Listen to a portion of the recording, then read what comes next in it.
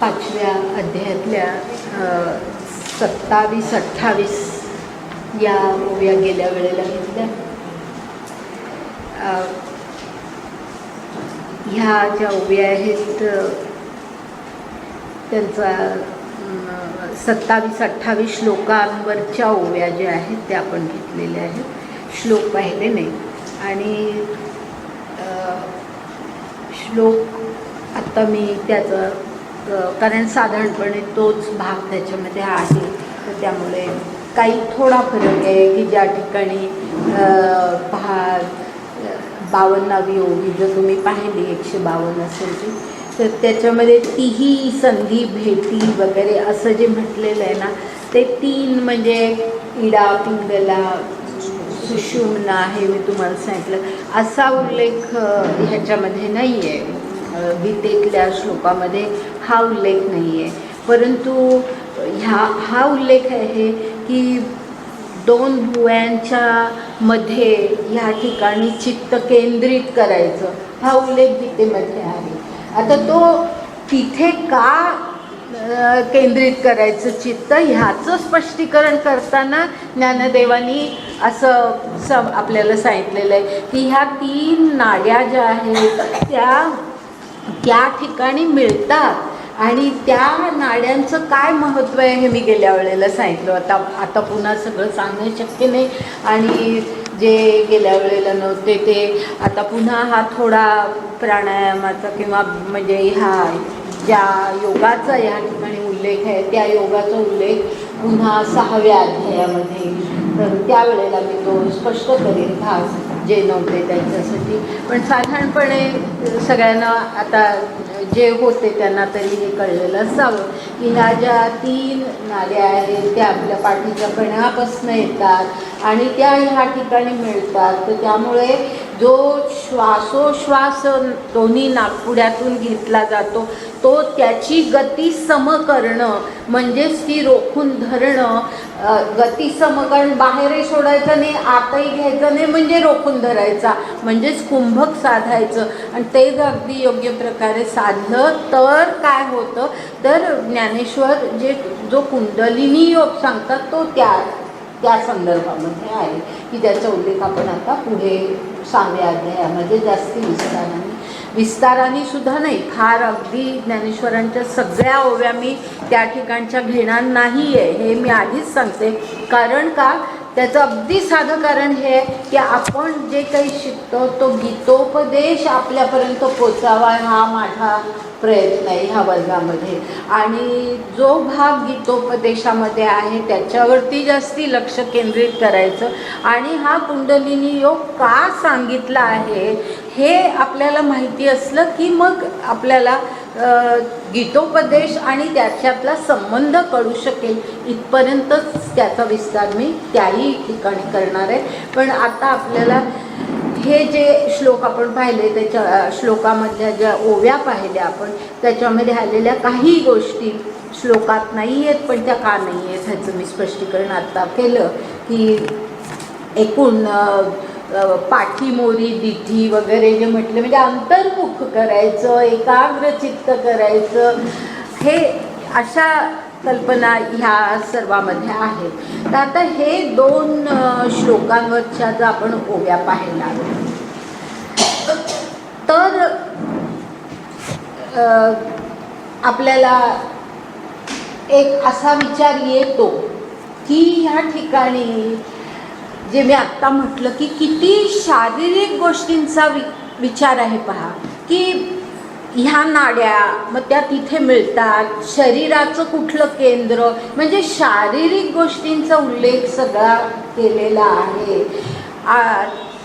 जे आत्तापर्यंत आपण कर्मयोग पाहिला आहे, ज्ञानयोग पाहिलेला आहे, त्यापेक्षा हे एकदम काहीतरी वेगळं विवेचन आहे असं आपल्याला नक्की जाणवतं. म्हणजे मला असं वाटतं की तुम्हालाही हे लक्षात आलं असेल की हे एकदम का असं आलं असेल की आत्तापर्यंत कर्मयोगातलं सगळं आपल्याला हे दिलेली आहे माहिती की कर्मयोग कसा साधतो, तो वासना आपल्या वासनारहित व्हायचं आणि कर्तृत्वाचाही मद ठेवायचा नाही आणि कर्म करायचं आणि त्या कर्माला जे काही फळ येईल ते आपलं फळ नाही आहे हे लक्षात घ्यायचं किंवा आपल्यापर्यंत ते पोचतं त्या फळाच्या हेतूने कर्म करायचं नाही, तर ते कर्म आपल्याला उचित आहे, विहित आहे म्हणून ते कर्म करायचं.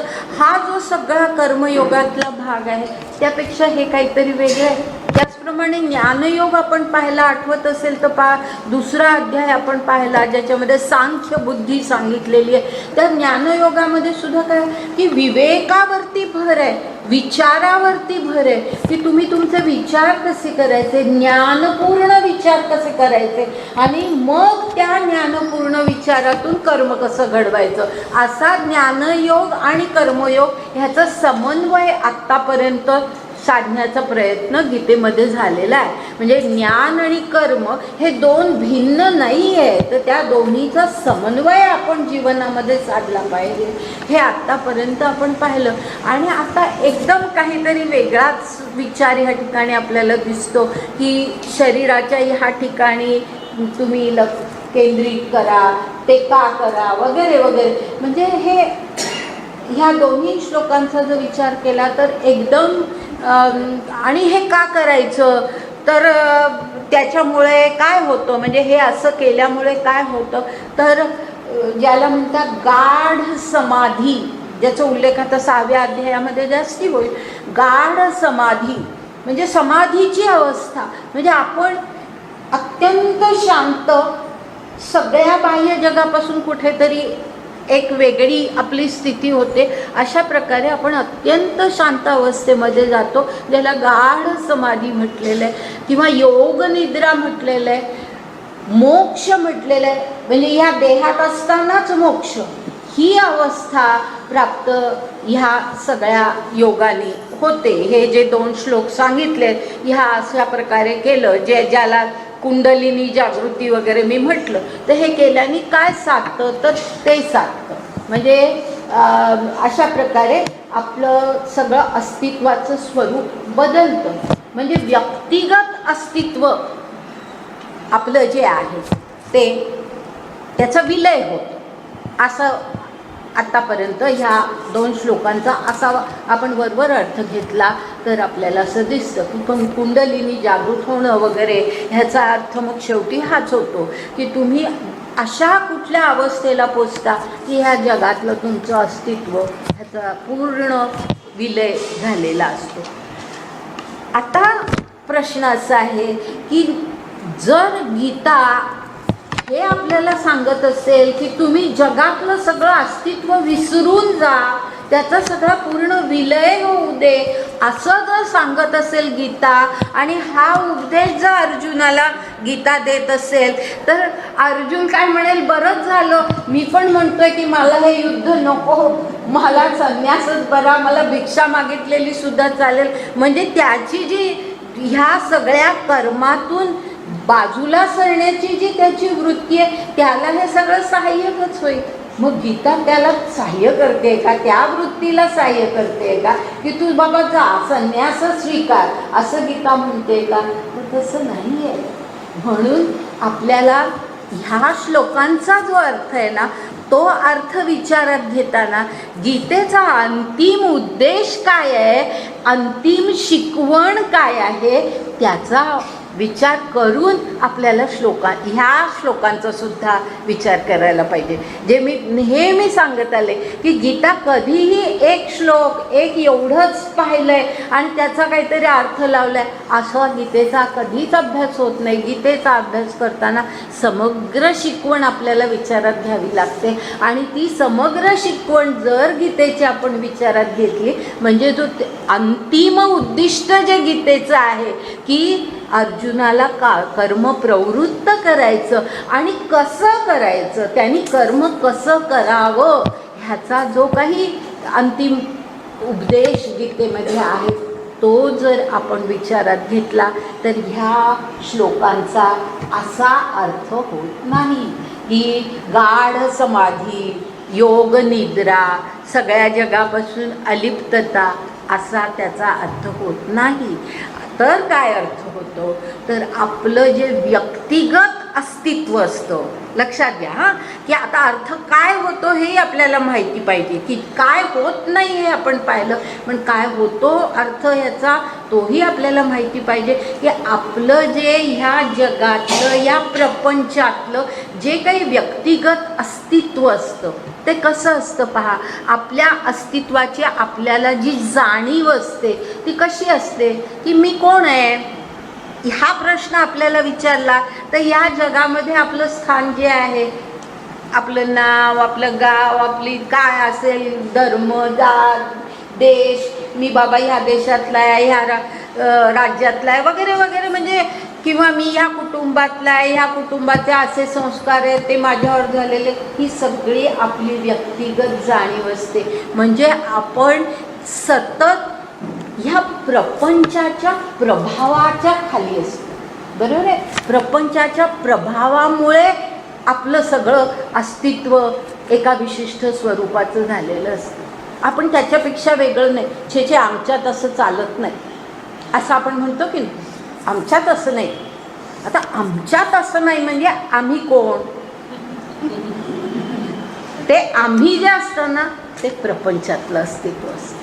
की प्रपंचामध्ये आम्हाला काय म्हणून ओळखतात त्याप्रमाणे आपण सगळं तसंच जीवन जगतो. आमच्या घरामध्ये हे असं चालणार नाही, म्हणजे आम्ही असे वागत नाही वगैरे वगैरे. आपले संस्कार आपल्या सगळ्या प्रकारे झालेले, म्हणजे घरातले बाहेरचे सगळे जे काही संस्कार आहेत, शिक्षणाचे संस्कार आहेत. अरे सुशिक्षित व्यक्ती म्हणेल जे हे तुझे विचार अगदी चुकीचे आहेत, शिक्षणाचा काही प्रभाव आहे की नाही तुझ्यावर, म्हणजे पुन्हा प्रभाव आलाच, बाह्य प्रभाव आला, अंतर्गत प्रकाश नाही.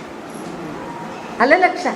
बाह्य जगाचा प्रभाव आहे, बाह्य जगाचा प्रभाव आहे. आपल्या नीतीच्या कल्पना सुद्धा तशाच आहे, नीतीच्या कल्पना. आता अर्जुनाची स्थिती पहा.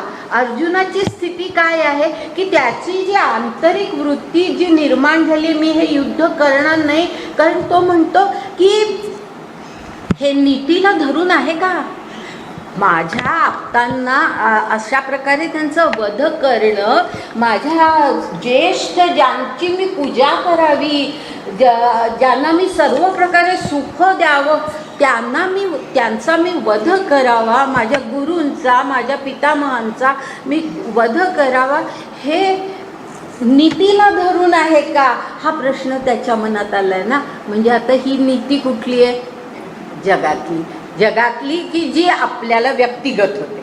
म्हणजे जगातला प्रभाव शेवटी आपल्यामध्ये असा त्याचा अंश निर्माण झालेला असतो की आपली नीती ही त्याप्रमाणे रंगून जाते, बरोबर आहे. आता हे जे म्हणजे ह्याला म्हणायचं व्यक्तिगत अस्तित्व. हे जे व्यक्तिगत अस्तित्व आहे त्या व्यक्तिगत अस्तित्वाचा विलय, लक्षात आलं. त्या म्हणजे जगाच्या प्रभावामुळे निर्माण झालेल्या व्यक्तिगत अस्तित्वाचा विलय व्हावा. हां, म्हणजे ह्याचा हे दोन श्लोक आपल्याला काय कशाकडे नेतायत, तर ह्या गोष्टीकडे नेतात की जगाचा प्रभाव जो आपल्यावरती आहे आणि त्याच्यामुळे आपलं जे व्यक्तिगत अस्तित्वाचं रूप झालेलं आहे त्याचा विलय व्हावा आणि आपण ह्या प्रभावातून बाहेर पडावं. आणि शेवटी गीतेचा शेवट जो आहे ना, अर्जुनाला जी शिकवण दिली आहे त्याच्यामध्ये दिव्य स्वरूप आपल्याला प्राप्त होतं, ही कल्पना आहे. दिव्य स्वरूप, जिथे शेवटी भगवंतांनी म्हटलंय ना, सर्व धर्मान परित्यज्य मामेकम शरणम व्रज, हे जे म्हटलंय ते का म्हटलंय, फार ह्याचा चुकीचा अर्थ घेतला जातो की किती अहंकारी आहे कृष्ण, तू मलाच फक्त शरण आहे, बाकी सगळं विसर, अहंकारी आहे कृष्ण, असं अशा प्रकारे टीका झालेली आहे. आणि होतच ते की किती गीतेतला कृष्ण किती ह्याच्यापेक्षा काय आणखीन अहंकार असायचा, हा अहंकार नाही आहे.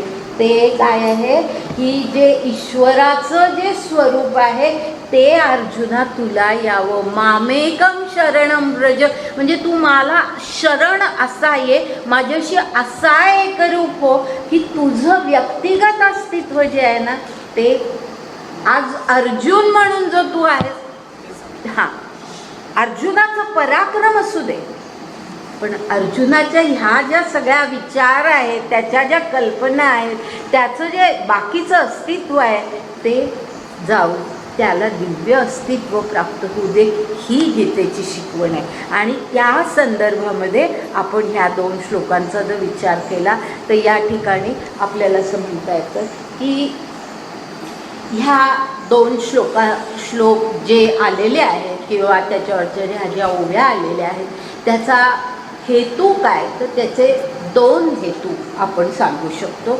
एक म्हणजे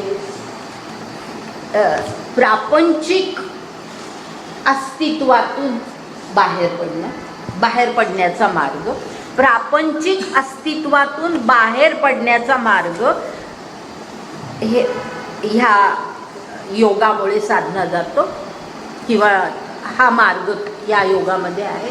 प्रापंचिक अस्तित्वातून बाहेर पडण्याचा, ह्याचा चुकीचा अर्थ घेऊ नका की प्रापंचिक अस्तित्वातून बाहेर पडणं म्हणजे प्रपंचाचा त्याग करणं, घरदार सोडणं, हा त्याचा अर्थ नाही आहे. आपलं जे प्रापंचिक अस्तित्व आहे त्याच्यातून बाहेर पडण्याचा मार्ग म्हणजेच मी आत्ता जे सांगितलं की जगाचा जो आपल्यावरती प्रभाव आहे त्या प्रभावातून, प्रपंचाच्या प्रभावातून बाहेर पडण्याचा मार्ग ह्या योगाने साधतो. आणि दुसरं म्हणजे जे त्यांनी म्हटलं आहे की एकाग्र कर, इथे तुझं चित्त एकाग्र कर आणि मग ते व्योमामध्ये, आकाशामध्ये जाऊ दे वगैरे, हे जे सगळं सांगितलेलं आहे आणि त्याच्यामागे श्वास उश्वास वगैरे ह्याच्या ज्या सगळ्या कल्पना आहे ते कशासाठी आहे, तर आपलं जे मन असतं, आपलं मन ते जे बाह्य जगामध्ये धावत असतं, लक्ष आहे ना, बरोबर आहे ना, आपलं मन हे सतत बाह्य जगामध्ये धावत असतं की हे असं आहे तसं आहे, मग त्यामुळे मला हे पाहिजे ते पाहिजे वगैरे, हे सगळं बाह्य जगामध्ये धावणारं जे मन आहे त्याला रोखण्याचा हा मार्ग आहे, त्याला रोखण्याचा. हे 2 हेतू आहेत हे श्लोक घालण्याचे. ह्या ठिकाणी 2 हेतू आपण असे सांगू शकतो. एक म्हणजे प्रापंचिक अस्तित्वातून, म्हणजे काय ते नीट लक्षात घ्या, प्रपंचाच्या प्रभावातून बाहेर पडणं आणि आपलं मन जे सतत बाह्य जगामध्ये गुंतलेलं असतं, धावत असतं तिथे, त्याला रोखून धरायचं. म्हणून ती एकाग्रता म्हणजे मनाची एकाग्रता साधायची आणि ती साधून मग आपण कर्म करायचं. असा ह्या 2 श्लोकांचा हेतू आहे. हे श्लोक इथे घालण्याचा गीतेचा हेतू किंवा भगवंतांचा हेतू हा आहे असं आपण म्हणू शकतो.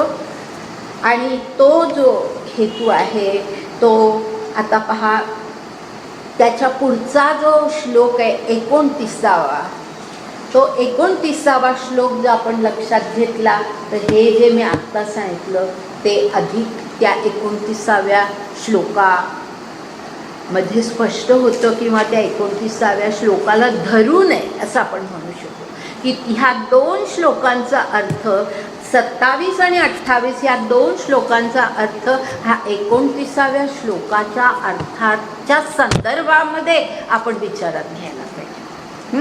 आता कसा ते आपण पाहूया. मी त्यातल्या ज्या ओव्या आहेत त्या ओव्या मी नंतर घेते, कारण ह्या श्लोकामध्ये सांगितलेले सगळे विचार त्या ओव्यांमध्ये आलेले नाही आहेत. ते जरा वेगळ्या प्रकारे ज्ञानेश्वरांनी त्या ओव्या घेतल्या आहेत, म्हणून ओव्या नंतर पाहणार आहे, पण श्लोक आधी घेते.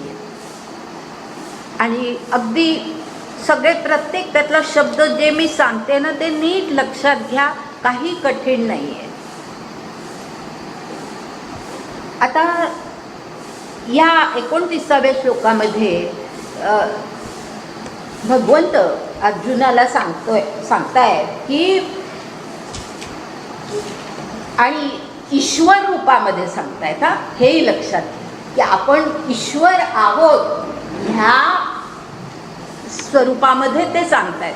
हे गीतेमध्ये विसरू नका कधी, कारण भगवंत म्हणतोय आपण त्याला. आणि भगवंत असं का म्हणतात हे सुद्धा आता 6व्या अध्यायामध्ये आपण पाहणार आहोत. तर ईश्वराचे शब्द बाहेर पडतायत ह्या ठिकाणी. आणि काय आहेत ते शब्द, तर भोक्तारम यज्ञ तपसा सर्व लोक महेश्वरम असा पहिला भाग. यातला प्रत्येक शब्द नीट लक्षात घ्या. हे भोक्तारम यज्ञ तपसाम इथपर्यंत एक त्याचा एक अर्थ, म्हणजे त्याचा आधी अर्थ सांगतो.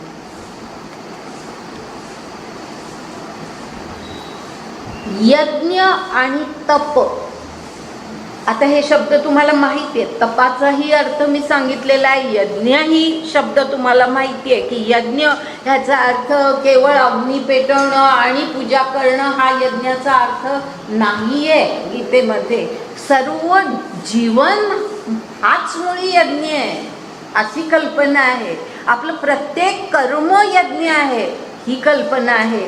आणि म्हणूनच आपण म्हणतो ना, वदनी कवळ घेता नाम, त्याच्यामध्ये उदर भरण नो हे जाणीजे यज्ञ कर्म, म्हणजे ते खातो ते सुद्धा यज्ञ आहे. प्रत्येक कर्म हे यज्ञ आहे ही कल्पना गीतेतली आहे, फार महत्त्वाची. तर यज्ञ तपसा, तप ह्याचाही अर्थ मी सांगितलाय की कितीही कष्ट पडले, कितीही अपयश आलं तरी सुद्धा प्रयत्न न सोडता आपल्याला जे काही साध्य करायचं आहे ते साध्य करून घेणं, त्याला तप म्हणतात. तर तोही अर्थ मी सांगितलेला आहे. तर भोक्तारम यज्ञ तपसाम ह्याचा अर्थ असा की सर्व लोक, ह्या विश्वातली सर्व माणसं जे यज्ञ करतात, जे तप करतात, त्याचा भोक्ता मी आहे. भोक्तारम अहम, मी त्याचा भोक्ता आहे. ईश्वर बोलतोय, श्रीकृष्णाच्या मुखातून ईश्वर या ठिकाणी बोलतोय, कारण तो ईश्वराचा अवतार आहे. तर भोक्तारम यज्ञ तपसाम, आधी मी सगळे शब्द आधी स्पष्ट करते. यज्ञ आणि तपाचा भोक्ता मी आहे. त्याच्यानंतर पुढे आहे सर्व लोक महेश्वरम. ह्याचा अर्थ या विश्वातल्या सर्व लोकांचा, सर्व जनांचा मी महेश्वर आहे. महेश्वरम म्हणजे महाईश्वर. आपण परमेश्वर म्हणतो ना, परमेश्वर, परमात्मा म्हणजे परमपदाला पोचलेला तो महेश्वर आहे. सर्व लोकांचा मी महेश्वर आहे. त्याच्या पुढे आहे सुहृदम सर्वभूतानाम. सुहृदम सर्वभूतानाम म्हणजे सर्व भूतांचा मी सुहृद आहे, म्हणजे मित्र आहे. मित्र, सुहृद म्हणजे त्याचंच हृदय, माझं आणि त्याचं हृदय एकच आहे, तो मित्र असतो. मैत्री अशी असली पाहिजे. मी सुहृद आहे, सर्व भूतांचा मी मित्र आहे. सर्व भूतमात्रांचा, सर्व भूतमात्रांचा मी मित्र आहे. त्याच्या पुढे आहे ज्ञात्वा माम. ह्याचा अर्थ अशा प्रकारे मला जे जाणतात. ज्ञात्वा माम म्हणजे मला, माम म्हणजे मला असं जे जाणतात. माझं हे रूप ज्यांना कळतं की मी कोण आहे हे ज्यांना कळतं, अशा प्रकारे मला जे जाणतात. ज्ञात्वा माम शांती मृच्छती, त्यांना परमशांती लाभते, त्यांना शांती लाभते. कारण आता शांती, योग, निद्रा, समाधी, गाढ समाधी वगैरे आपण जे बोललो ती शांतीची अवस्था आहे ना. आता ती शांती कोणाला लाभते ते या ठिकाणी सांगितलेलं आहे की मला अशा प्रकारे जे जाणतात त्यांना पूर्ण शांती लाभते, त्यांच्या जीवनाची पूर्णता होते, किंवा दुसऱ्या शब्दामध्ये ते ब्रह्मनिर्वाणाला पोचतात, असं सगळा अर्थ त्याच्यामध्ये. ते ब्रह्मनिर्वाणाला पोचतात, कारण अशी परम शांती आहे ती.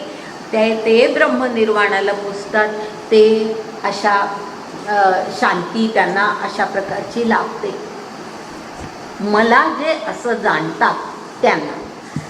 आता हा आपलं स्वरूप ईश्वराने या ठिकाणी काय सांगितलंय हे आपण लक्षात घ्या, की त्यांनी काय म्हटलंय, यज्ञ तपसाम भोक्तारम, म्हणजे सगळ्या यज्ञ आणि तपाचा मी भोक्ता आहे. हे जे जाणतात प्रत्येकाला हे लावायचं आपण आता ह्या प्रत्येक गोष्टीला. हे जे जाणतात की मी जो यज्ञ करतोय, माझं जे सगळं जीवन हा यज्ञच आहे, हे जीवन मी कोणासाठी जगतोय, ईश्वरासाठी जगतोय, तो भोगता आहे. आलं लक्षात, तो भोगता आहे. माझ्या सगळ्या जीवनाची, माझ्या सगळ्या कर्मांचा भोगता तो आहे, ईश्वर आहे. यज्ञ तप ह्याचा भोगता तो आहे. म्हणजेच ह्याचा सखोल जर विचार केला तर ह्याचा आणखी स्पष्ट अर्थ असा होतो की ईश्वराचे आणि मानवाचे किंवा सर्व भूतमात्रांचा संबंध काय आहे. तर असा आहे, लक्षात घ्या की म्हणजे ईश्वर कुठेतरी वर बसलाय अशी कल्पना नाही आहे ही ईश्वर सगळ्या यज्ञ तपाचा भोगता आहे, म्हणजे आपल्याशी संबंधित आहे. तो आपण जे करतो ते सगळं त्याला पोचतं. म्हणजे आपला आणि त्याचा संबंध आपण जाणला पाहिजे, त्याचा आणि आपला संबंध आपण जाणला पाहिजे की तो आपल्याशी संबंधित आहे, आपल्या यज्ञाचा, आपल्या तपाचा तो भोगता आहे, आणि म्हणून त्याच्यासाठी आपण सगळं जीवन जगायचं आहे. हे या ठिकाणी स्पष्ट होतं. पुढे आहे तो सर्व लोक महेश्वर, मी सर्व लोकांचा ईश्वर आहे, सर्व भूतमात्रांचा, सर्व प्राणीमात्रांचा मी महान ईश्वर आहे. म्हणजे माझा आणि त्यांचा संबंध पुन्हा असा ईश्वर आणि भक्त अशा स्वरूपाचा, म्हणजे एकरूप, ते माझ्याशी एकरूप झालेले असंच. म्हणजे कारण शांती लाभायला एकरूपता पाहिजे, असा अर्थ या ठिकाणी होतो. आणि त्यानंतर सुहृदम सर्व भूतानाम, हे तर फार महत्त्वाचं आहे की मी सर्व भूतांचा मित्र आहे, असं ईश्वर म्हणतोय. मी सर्व भूतमात्रांचा मित्र आहे, म्हणजे मैत्रिणी मी सुहृदय, त्यांच्यासाठी जे काही करायला पाहिजे ते सगळं मी करणारा आहे, असे माझे सर्वांशी संबंध आहे. हां, हे आपलं स्वरूप ईश्वर सांगतोय. आणि हे स्वरूप सांगून जे पुढे म्हटलंय ना, हे जो जाणतो, त्या जाणण्याचा अर्थ काय आहे लक्षात घ्या, की जाणणं म्हणजे काय, तर हे आपण जाणायचं, ईश्वराचं हे स्वरूप आपण जाणायचं आणि आपण ईश्वरासारखं व्हायचं. आलं लक्षात, आपण ईश्वराचं हे स्वरूप जाणायचं आणि आपण ईश्वरासारखं व्हायचं. की जसा ईश्वर सर्व भूतांचा मित्र आहे ना, तसा मी पण सर्व भूतांचा मित्र झाला पाहिजे, मी पण सर्वांचा सुहृद झाला पाहिजे, माझा पण संबंध सर्वांशी असाच जवळचा असला पाहिजे. अशा प्रकारे म्हणजे जे कार्य ईश्वर करतोय त्याची आपल्याला जाण असणं, ह्याचा अर्थ हा आहे की आपणही तसं वागणं, ईश्वराप्रमाणे आपण आचरण करणं, हा त्याचा अर्थ. त्याला एकरूपता, नाही तर एकरूपता ईश्वराशी कशी साधणार आपण, बरोबर आहे ना. ईश्वराची मूर्ती काय ती आपण काय आपल्यामध्ये घेऊ शकत नाही, काय नाही. म्हणजे आपण ईश्वराची एकरूपता साधणं ह्याचाच अर्थ आहे, साधर्म्य त्याच्याशी साधणं ह्याचाच अर्थ असा आहे की ईश्वर जसा आहे तसं आपण होणं. आणि हे ज्याला कळतं त्याला शांती लागते, त्याला शांती, म्हणजे तो गाढ समाधीमध्ये जाऊ शकतो. म्हणजे ह्या जो आधीच्या 2 श्लोकांमध्ये जो काही योग सांगितलेला आहे की जो अगदी शारीरिक स्वरूपाचा, मानसिक स्वरूपाचा योग आहे, ज्याच्यामध्ये ज्ञानेश्वरांनी तर कुंडलिनीचा सुद्धा उल्लेख, तीही म्हणजे इडा पिंगला वगैरे असा इतका उल्लेख केलेला आहे. तर हे फक्त शारीरिक स्वरूपाचं नाही आहे, त्याच्यातून हा सखोल अर्थ आहे, स्पष्ट होतो, हे आपण लक्षात घ्यायचं. आणि म्हणून 27-28 हे जे श्लोक आहेत, हे 2 श्लोक ह्या 29व्या श्लोकाच्या संदर्भामध्ये विचारात आपण घेतले तर आपल्याला कळतं की ह्या ठिकाणी गीतेला काय सांगायचं आहे की तू ईश्वरासारखा हो. ईश्वर जसा भूतमात्रांचा सुहृदय तसाच प्रत्येक माणूस तसाच झाला पाहिजे, ही गीतेची शिकवण आहे. म्हणजे सर्वांशी संबंधित असला पाहिजे, सर्वांचा सुहृद असला पाहिजे, ही गीतेची शिकवण आहे. ही या ठिकाणी स्पष्ट होते आणि ती आपण विचारात घ्यायची. म्हणजे ह्या श्लोकांचा हे असे वेगळ्याच स्वरूपाचे श्लोक इथे का घातलेत असं मनामध्ये आपल्या ठेवायचं नाही.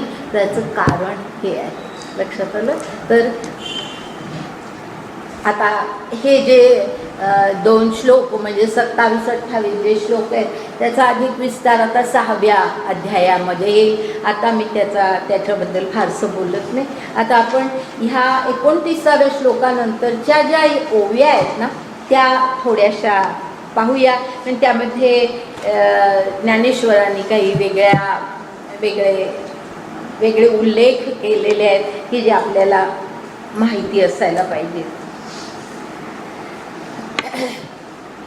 म्हणजे 29व्या श्लोकामधल्या एकूण अर्थाचा थोडासा सारांश ह्या ओव्यांमध्ये येईल, पण अगदी जसं तर तसं आपल्याला ह्या ओव्यांमध्ये दिसत नाही, थोडे वेगळे विचार आपल्याला दिसतात. आता कसे दिसतात पहा. काय म्हटले आपण, ओव्या पाहतोय 159 ओवीपासून पुढच्या ओव्या सगळ्या पाहतोय, बऱ्याचशा ओव्या पाहतोय. आम्ही मागा हन सांगितले, जे देहीची ब्रह्मत्व पावले, ते येणे मार्गे आले म्हणून या. आता लक्षात आलं हे येणे मार्गे म्हणजे ते जे 2 श्लोक 27-28 जे श्लोक आपण पाहिले, म्हणजे त्यावेळेचे ज्या ओव्या आपण पाहिल्या त्या ओव्यांच्या संदर्भामध्ये असं म्हटलेलं आहे की हे मी आधी सांगितलेलं आहे की या देहामध्ये असतानाच ब्रह्मत्व कसं प्राप्त होऊ शकतं, तर ते या मार्गाने, ह्या योग मार्गाने गेलं तर ब्रह्मत्व प्राप्त होऊ शकतं असं ज्ञानेश्वर या ठिकाणी म्हणतात. आता पुढे, आणि यमनियमांचे डोंगर अभ्यासाचे सागर, क्रमोनी हे पार पातले ते. आता असे जे असतात की ज्यांना याच देहामध्ये ब्रह्मत्व प्राप्त होतं, ब्रह्मनिर्वाण प्राप्त होतं, ते काय करतात, ते कसे जातात, तर ह्या मार्गावरून जाताना त्यांना काय काय ओलांडायचं असतं, तर यमनियमाचे डोंगर असतात.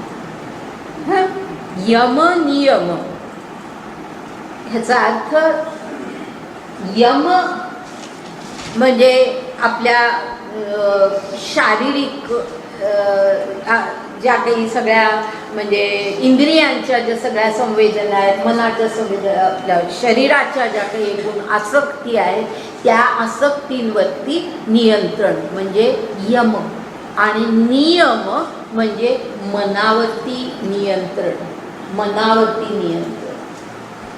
यम आणि नियम त्याचे डोंगर म्हटले.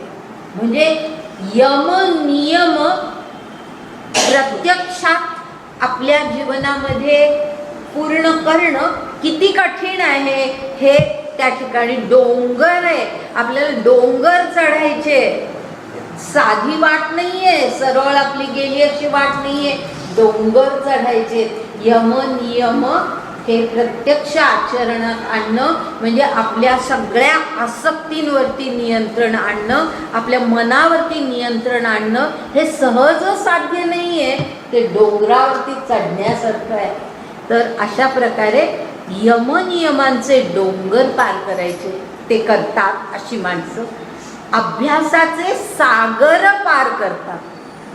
सागर अथांग पाणी आहे सागरामध्ये, सागर पार करणं ही काही सहज साध्य गोष्ट नाही, पण अभ्यासाचे सागर म्हणजे त्याच्यासाठी लागणारा जो अभ्यास आहे, अभ्यास म्हणजे काय,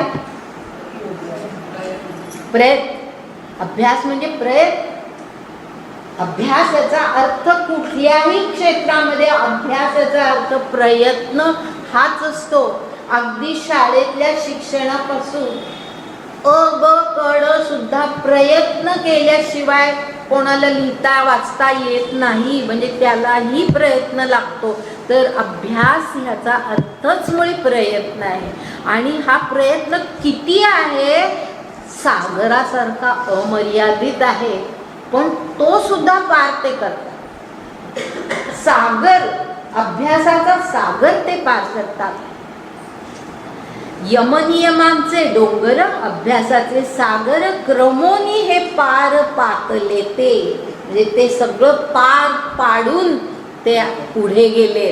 म्हणजे त्यांना ब्रह्मत्व जे प्राप्त होतं ते अशामुळे होतं. असं सहज काहीतरी एक थोडा वेळ ज्ञानेश्वरी ऐकली, एखाद्या वर्गामध्ये जाऊन जांभया देत दिसतं, मला जांभया देतानाही मला दिसतं, कंटाळा चेहऱ्यावरती आलेला मला दिसतो. म्हणजे तुम्हाला असं वाटत असेल की मला जाणवत नाही, मला सगळं, कारण मी सर्व संपूर्ण सगळीकडे माझं लक्ष असतं.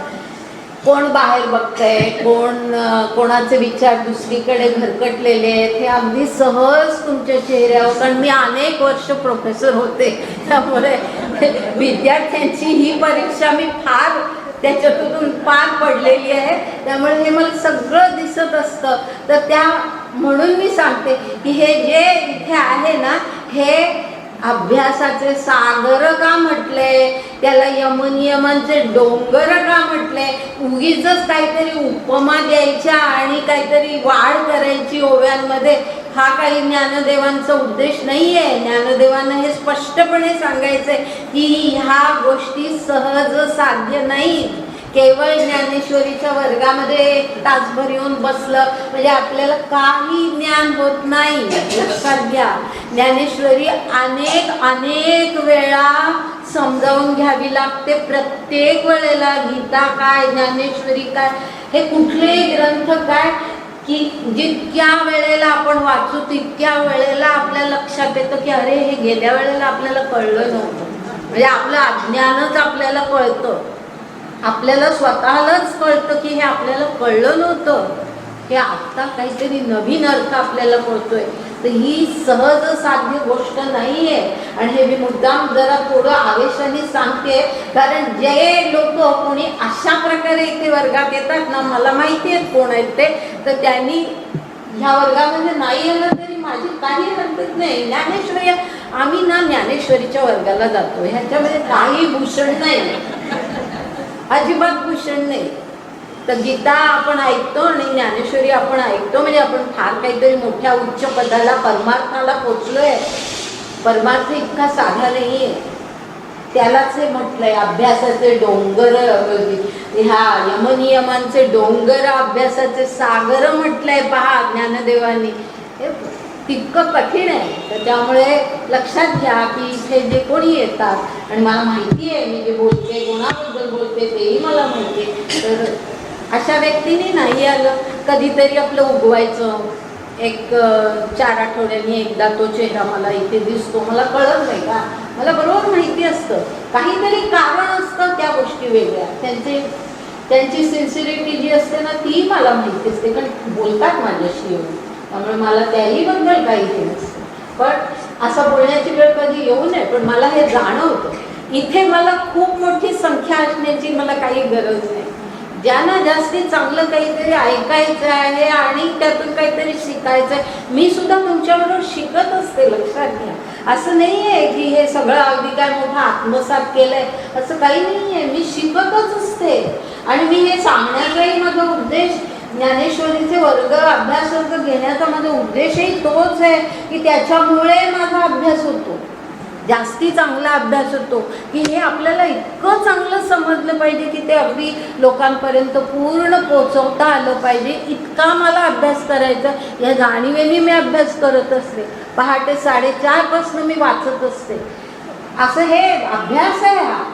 तर त्यामुळे लक्षात घ्या की ज्यांना असं सहज आपलं इथे यायचं आहे ना, त्यांनी त्यापेक्षा ना खूप चांगली चांगली स्थळं आहेत जायला, तिथे जावं, आपलं मन रमवावं. इथे जांभया देत, कारण मला सुद्धा ते बरं नाही वाटत. लक्षात घ्या, वाटेल का बरं की मी त्या काहीतरी आतून मी ते बोलून तुम्हाला सांगते आणि कोणतरी असं जांभया देत इथे बसले, हे मला बघून मला कसं वाटत असेल. तुम्ही तुमची कल्पना करा की तुम्ही इथे आहात आणि तुम्ही काहीतरी सांगता आणि बाकीचे सगळे कंटाळून बसले, काय होईल तुम्हाला? मलाही होईल ना तसं. माझा त्याच्यामागे अभ्यास आहे, सांगण्याची अगदी खूप आतून माझी काहीतरी इच्छा आहे. तर ज्यांना त्याची गरज नसेल ना त्यांनी येऊ नका, हे माझं अगदी मनापासूनचं सांगणं आहे. इथे नुसतं येणं, उपस्थिती याला काही अर्थ नाही आहे. तर तसं विचार करा. अजूनही काही हे नाही, आपण फारच सुरुवातीच्या भागामध्ये आहोत, तर हा विचार करा. तर ते जाऊ द्या, आता आपण आपल्या ह्याच्याकडे जाऊया. तर अशा प्रकारे यमनियमांचे डोंगर अभ्यासाचे सागर क्रमोनी हे पार पातले ते. तीही म्हणजे त्या लोकांनी, तीही म्हणजे त्या माणसांनी आपण पे करुनी निर्लेप प्रपंचाचे घेतले माप. काय शब्द आहेत? आपण पे करुनी निर्लेप. निर्लेप शब्द माहिती आहे आपल्या परिचयाचा, निर्लेप तवा वगैरे आपल्याला माहिती आहे. का आपण त्याला निर्लेप म्हणतो? त्याला काही चिकटत नाही, चिकटत नाही, हो ना, नॉनस्टिक, त्याला आपण निर्लेप म्हणतो, चिकटत नाही त्याला. तर ते आहे इथे आपण पे करुनी निर्लेप. बघा, तोच अर्थ आहे इथे की काही ह्या बाह्य जगातल्या कुठल्याही गोष्टी चिकटत नाही. प्रपंचाचा प्रभाव जो मी आत्तापर्यंत म्हणत आले, तर प्रपंचाच्या प्रभावातून आपण मुक्त होतो, तो आपल्याला चिकटत नाही. वासना आपल्याला चिकटत नाही, आपल्याला कुठल्याही आसक्ती चिकटत नाही. कर्मफळाची आसक्ती आपल्या मनामध्ये राहत नाही. कर्तृत्वाचा मोठा गर्व आपल्या मनामध्ये राहत नाही. आपल्याला यश मिळालं की नाही ह्या असल्या द्वंद्वांचा काही स्पर्श आपल्याला राहत नाही. इतके निर्लेप आपण होतो, न चिकटणं. हां, आपल्याला ह्या कुठल्याही गोष्टी चिकटत नाही. ते म्हटलंय की ही माणसं कशी असतात की ज्यांनी स्वतःला असं निर्लेप करून टाकलं, बाह्य जगापासून, असं बाह्य प्रभावापासून. बाह्य जगातलं अस्तित्व नाही संपलं, आहेत ते जगातच राहतात, संसारात राहतात, घर सोडलेलं नाही. लक्षात घ्या, हा संसाराचा त्याग नाही आहे, संसाराच्या प्रभावाचा त्याग. तर त्याच्यापासून ते निर्लेप झालेले आहेत. पुढे आहे प्रपंचाचे घेतले माप. म्हणजे ह्याचा अर्थ असा आहे की, म्हणजे शाब्दिक अर्थ सांगायचा तर प्रपंचाचा हिशेब त्यांनी संपवून टाकलाय. हां, प्रपंचाचा हिशेबच संपवून टाकलाय. हिशेब माप घेतलंय. हां, म्हणजे हिशेब संपवून टाकलाय. म्हणजे काय की प्रपंचामध्ये जे काही आपल्यावरती सगळं प्रभाव होतात ते सगळे संपून टाकतात. तोच म्हणजे मगाचाच अर्थ इथे आहे वेगळ्या शब्दामध्ये. प्रपंचाचे घेतले माप. माप घेणं याचा अर्थ की त्याचं आपल्यावरचा प्रभाव, हिशेब संपवणं म्हणजे प्रभाव नाहीसा करणं. आता काही हिशेब राहिला नाही, प्रपंचाचा हिशेब आपल्याकडे काही राहिलेला नाही, सगळं संपलं, मुदलात गेलं. मुद्दल शब्द आला ना गेल्या वेळेला, मुद्दलच संपलं. मग व्याज कुठे राहणार? मुद्दल नाही, व्याज नाही, असा सगळा हिशेब संपवलाय. म्हणजे ज्ञानदेव ना तेच शब्द पुन्हा वापरून आपल्याला त्याच कल्पना अधिक जास्ती स्पष्ट करून सांगतात. तर प्रपंचाचे घेतले माप, मग साचाचे रूप होऊन केले. साचाचे रूप, आता साच म्हणजे काय? ईश्वर. सत्य काय आहे? ईश्वर, आत्मा, परमात्मा ही सत्य वस्तू. साच म्हणजे सत्य, सच्च, सत्य. ही कल्पना नीट कायमची लक्षात ठेवा. पुन्हा मला सांगण्याची वेळ येऊ नये. सत्य कशाला म्हणतात? की जे कायम अस्तित्वात असतं, विनाश म्हणजे ज्याचा विनाश कधी होत नाही, जे अविनाशी असतं ते सत्य. जे अविनाशी असतं ते सत्य. बरोबर? आपला आत्मा अविनाशी आहे, परमात्मा अविनाशी आहे.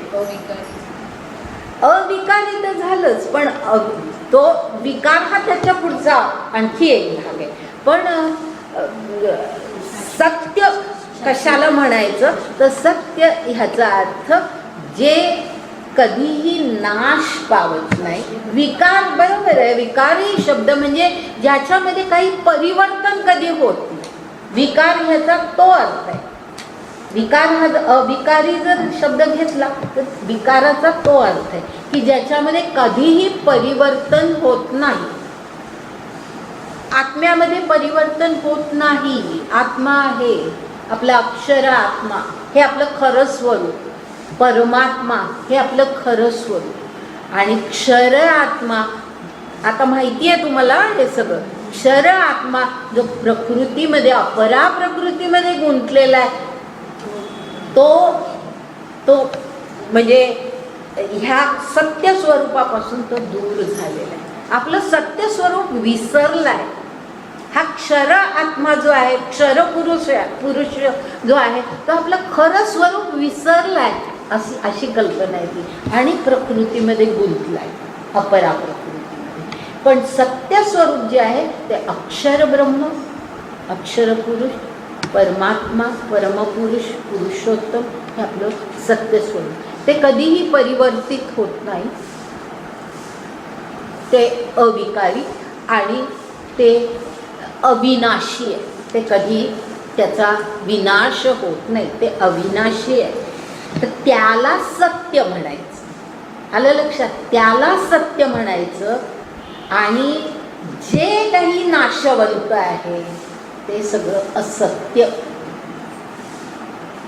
म्हणजेच आपला देह, प्रपंच बदलत असतो ना. प्रपंच बदलतो, आपला देह बदलतो. आपलं बालपणातला जन्मल्यानंतरचा देह कुठे आणि आजचा देह कुठे, किती बदल, सगळे बदल आपल्यामध्ये होतात. आज असलेला देह उद्या नसणार आहे, म्हणजे नाश पावतो तो देह. ह्याचा अर्थ तो विनाशी आहे, तो सत्य नाही. जे विनाशी आहे ते असत्य, आणि जे अविनाशी आहे, अविकारी आहे. अविकारी म्हणजे कधी परिवर्तित होत नाही, त्याच्यामध्ये काही बदल होत नाही, ते जे आहे ते सत्य. ही सत्य आणि असत्याची कल्पना आहे. आणि ही गीतेमध्ये संबंध महाभारतामध्ये खूप सुंदर सत्याची कल्पना सांगितली आहे. मी कृष्णावरती जेव्हा बोलले होते, जे कोणी असतील त्या आठवत असेल तर पहा की मी असं सांगितलं होतं की कृष्णाने युधिष्ठिराला सुद्धा, युधिष्ठिर जो धर्मराज आहे, ज्याला धर्माचं सर्व प्रकारे ज्ञान आहे आणि धर्मात जो धर्मशील आहे, धर्माच्या कधी उल्लंघन तो करणारच नाही असा जो धर्मराज आहे, त्याला सुद्धा त्या युद्धाच्या काळामध्ये कुरुक्षेत्रावरती कृष्णाने सत्य काय आणि असत्य काय ह्याविषयी केवढं तरी मोठं विवेचन त्याने केलं होतं की तू कशाला सत्य म्हणतोय. कारण तो म्हणतो की मी असत्य कधी बोलत नाही. त्याला सांगतात ज्या वेळेला भगवंत सांगतो ना की तो अश्वत्थामा हत्तीला मारलाय पण तूच म्हण की हो अश्वत्थामा मेला, म्हणजे द्रोणाचार्यांवरती व्हायचा परिणाम जो काय आहे तो त्या भगवंतांना अपेक्षित आहे. तर तू असं म्हण, असं सांग. आता हे असत्य होतं ना, खरी परिस्थिती ती नव्हती. द्रोणाचार्यांचा पुत्र मेलेला नव्हता, पण तू असं बोल. त्यावेळेला त्यांनी म्हटलं युधिष्ठिराने की मी असत्य कधी बोलत नाही. तुला माहिती आहे कृष्णा, मी कधीही असत्याची बाजू घेत नाही आणि तू मला कसं सांगतोस हे मला शक्य नाही असं बोलणं. त्यावेळेला सत्य काय आणि असत्य काय ह्याचं केवढं तरी विवरण महाभारतामध्ये युधिष्ठिराला त्यांनी केलेलं आहे भगवंतानी की सत्य कशाला म्हणायचं. तर जे आता इथे आपण अगदी फार थोडक्यात पाहतोय जे नाशवंत आहे आणि नाशवंत विनाशी वगैरे अविनाशी हे जे सगळं आहे ना, शेवटी त्याच्यामध्ये व्यापक हित हे सुद्धा लक्षात घ्यावं लागेल. व्यापक हित. आता त्या ठिकाणी असत्य बोलायला सांगण्याच्या मागे हेतू हा होता की संपूर्ण व्यापक हित तू लक्षात घे युधिष्ठिरा की तू जर आता हे केलं नाहीस तर द्रोणाचार्य त्यावेळेला, म्हणजे मला तर महाभारत सगळं सांगायचं नाही आहे, पण द्रोणाचार्य त्यावेळेला इतकं म्हणजे अनितीनी आणि अधर्मानी युद्ध करत होते की म्हणजे रात्रीच्या वेळी कधीही युद्ध केलं जात नाही हा युद्धाचा त्यावेळेचा नियम होता. पण त्यांनी तोही नियम हे केला होता. त्यानंतर एका माणसाने एकाशीच युद्ध करायचं ज्याला द्वंद्व म्हणतात असा नियम होता, तो सुद्धा द्रोणाचार्यांनी हे करून टाकला. आणि अभिमन्यूचा वध त्यामुळेच झाला की अभिमन्यूला ज्या अनेकांनी एकत्र येऊन मारलं ह्याचं कारणच असं की द्रोणाचार्यांनी सगळे हे नियम युद्धाचे जे होते ते सगळे मोडून टाकले होते. जोपर्यंत भीष्म सेनापती होते तोपर्यंत ते धर्माने चाललेलं युद्ध होतं, धर्मीय युद्ध होतं. पण ह्या द्रोणाचार्यांच्या काळामध्ये ही अशी परिस्थिती आली आणि त्यामुळे द्रोणाचार्यांचा वध होणं हे त्यावेळेला आवश्यक होतं. कारण नाहीतर हे असंच चालू राहिलं असतं आणि त्याच्यामुळे म्हणजे केवळ पांडव मृत झाले असते असं नाही, फार प्रचंड संबंध प्रपंचाचं नुकसान झालं असतं. तर व्यापक हित लक्षात घेऊन ज्या वेळेला कृती करायची असते ती सत्याची कृती असते. तर असं ते त्यावेळेला युधिष्ठिराला सुद्धा त्यांनी सांगितलं की सत्य काय आणि असत्य काय लक्षात घेतलं. तर असं हे सत्य जे आहे आणि असत्य ह्या ज्या कल्पना आहेत ह्याला फार आपण ज्याला सत्य आणि असत्य म्हणतो तेच हा पण म्हणत होता. म्हणजे युधिष्ठिर सुद्धा आहे तसं सांगणं म्हणजे सत्य. बरोबर आहे ना, जशी परिस्थिती आहे तसंच सांगणं हे सत्य. त्यालाच आपणही सत्य म्हणतो ना, त्यालाच आपण सत्य म्हणतो की खरं बोला असं जेव्हा आपण म्हणतो त्यावेळेला आपण काय जे आहे तसं सांगा, खरं बोलण्याचा अर्थ तोच असतो. तर युधिष्ठिराच्या मनामध्ये सत्याची तीच कल्पना होती की जे आहे तसं मी सांगणार. मी कधीही असत्य बोललेलो नाही आहे, असत्याचं आचरण मी केलेलं नाही आहे. त्यावेळेला सत्य काय असत्य काय फार सुंदर शब्दामध्ये भगवंताने प्रियम ब्रूयात् सत्यम ब्रूयात् सत्यम प्रियम. ते तर आहेच. हो ते तर आहेच. फार सुंदर आहे. मला बरं झालं आठवण की जाते ते नंतर कुठल्या तरी संदर्भामध्ये सांगितलं, कारण हा विषय नाही तो वाढत जाईल. पण कधीतरी त्याचाही उल्लेख करेल. फार सुंदर आहे तो.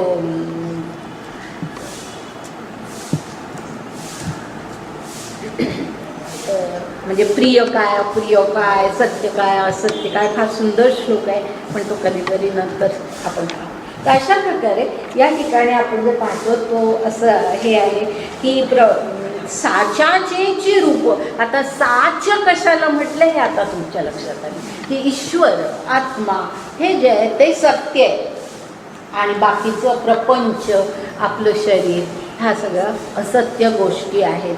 तर साचाचे रूप होऊन ठेले म्हणजे ती माणसं कशी झाली की ते ईश्वरमय होऊन गेले. आता जे अशा मार्गाने आले, जो योग मार्ग सांगितलाय या मार्गाने जे आले, त्या मार्गाने आल्यानंतर ते साचाचे रूप होऊन ठेले म्हणजे ते आता ब्रह्म झाले, ते आता म्हणजे ईश्वर परमात्मा होऊन गेले.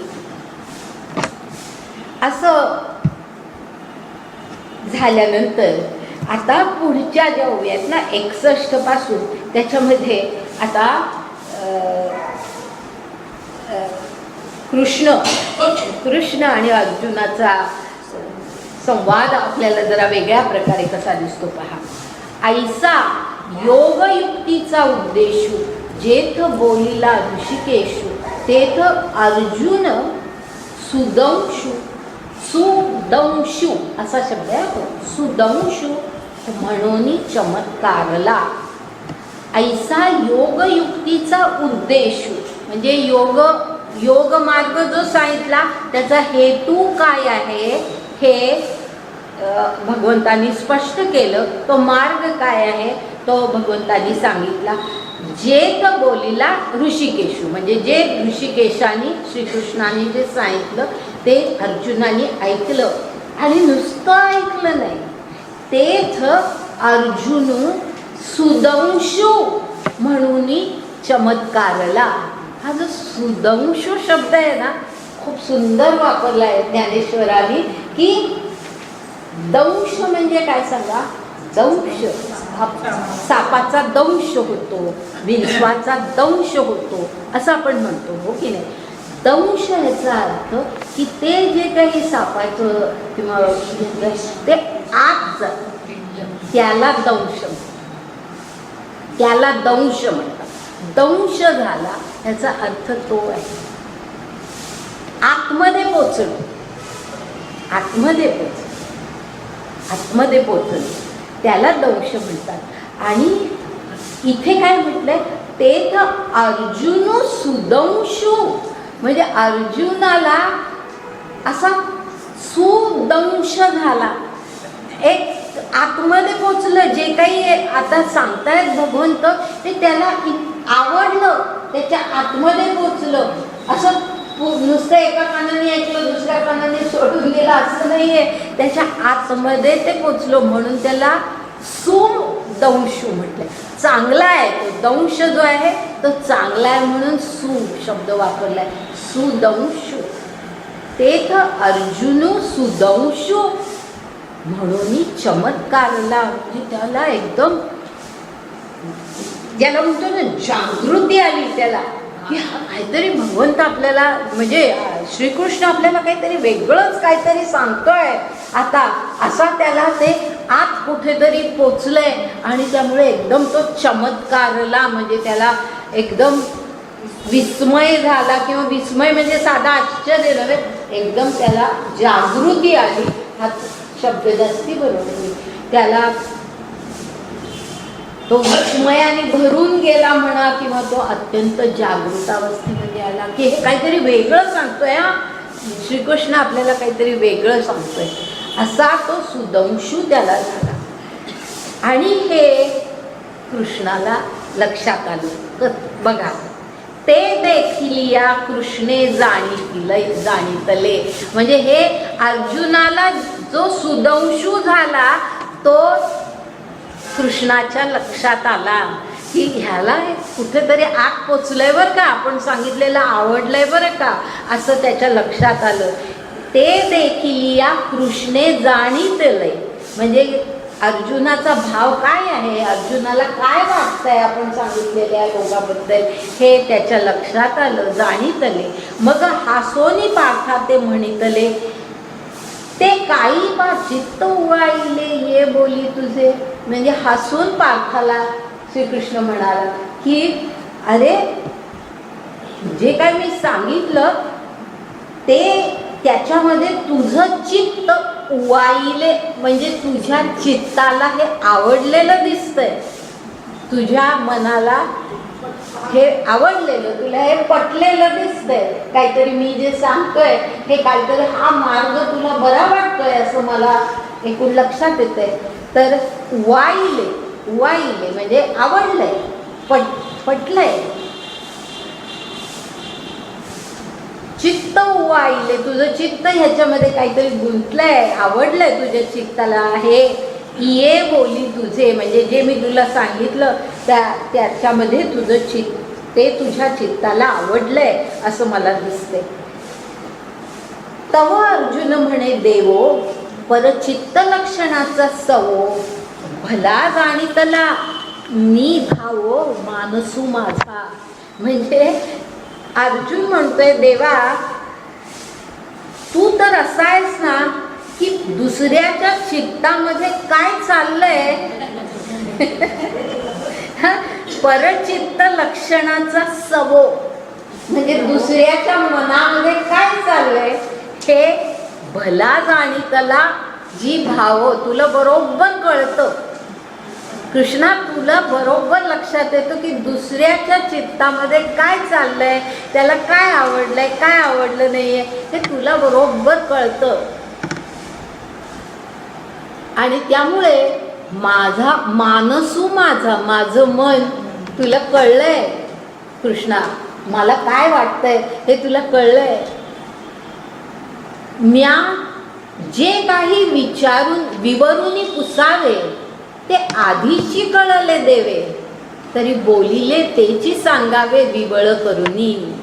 लक्षात आलं? म्हणजे म्या जे काही विवरूनी पुसावे, म्हणजे मी तुम्हाला जो प्रश्न खरं म्हणजे विचारणार होतो की मला हे तुम्ही सांगा असं मी तुम्हाला विचारणार होतो, ते तुला देवा तुला आधीच कळलेलं आहे. मग आता तरी बोलिले तेची सांगावे, म्हणजे जे आता तू मला ह्या 2 श्लोकामध्ये जे काही सांगितलंस ना, म्हणजे 2 श्लोक कुठले 27-28, त्या 2 श्लोकांमध्ये जे काही तू मला सांगितलंस ते सांगावे विवळ करूनी, म्हणजे त्याचं अधिक स्पष्ट करून ते मला सांगा, विवरण करून मला आता सांगा.